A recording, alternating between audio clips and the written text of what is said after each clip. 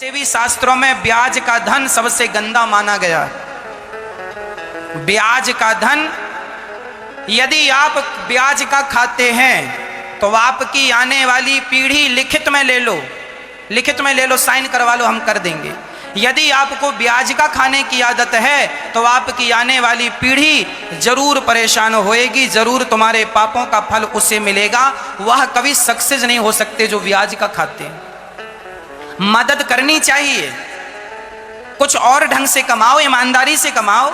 हमारे पड़ोस का आदमी गरीब है, 5,000 मांगता है, दे दो, बेटी का विवाह है, 10,000 तुम बड़े आदमी हो, दे दो। ब्याज खाओगे उससे, फिर भगवान जब अपनी लाठी चलाएंगे ना तब अक्कल आएगी। आज बड़े बड़े लोग ब्याज का खाते हैं।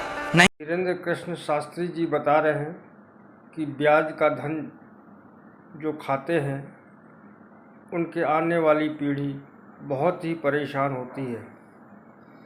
इसलिए हमें कभी भी ब्याज का धन या गलत तरह से कमाया हुआ पैसा घर में खर्च नहीं करना चाहिए। इससे परिवार हमेशा दुखी रहता है। खाना चाहिए, जिनको ज्ञान है वो भी खाते हैं।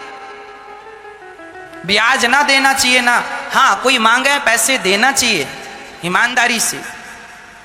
पर आज का जमाना ऐसा भी है साहब, जिसको दो वो वापस ही नहीं करता। ये भी तो समस्या है। आपने दिया, भैया हमें 5,000 की जरूरत है, हाँ भैया ले लो। अब फिर आप जाओ, भैया हमें वापस कर दो पैसे। अरे खा के भागे जा रहे हैं क्या? लो, आदमी ना बिल्कुल पता नहीं कैसा हो गया।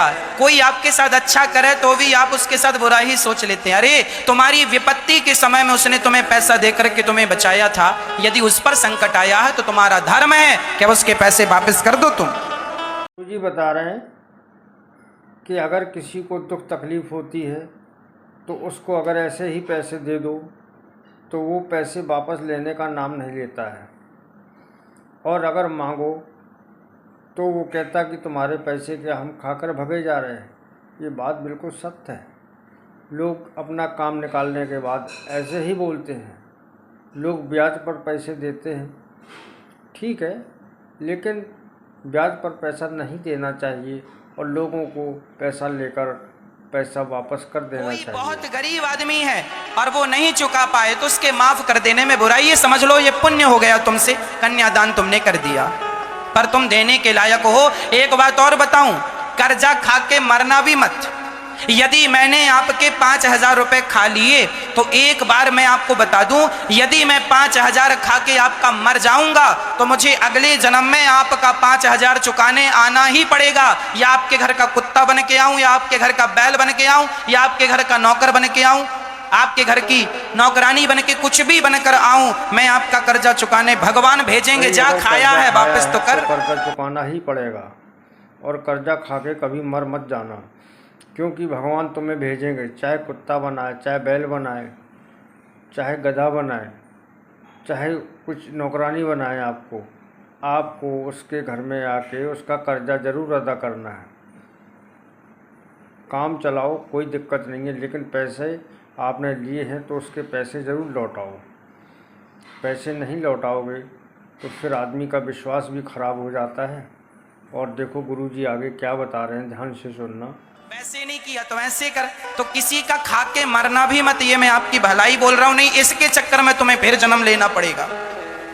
और चुकाना तो पड़ेगा, तुम ना चुकाओ कोई बात नहीं, अगले जन्म में कुत्ता बन के चुकाना, उसके घर का कुत्ता बनना, फोकट में भौंकना और चुकाना। ये जो आप लोगों ने कुत्ता पाल रखे हैं ये कौन है? ये तुम्हारे कर्जा खाए थे पिछले जन्म में से इस जन्म में कुत्ता बने चुका रहे हैं। हाँ सही है ये।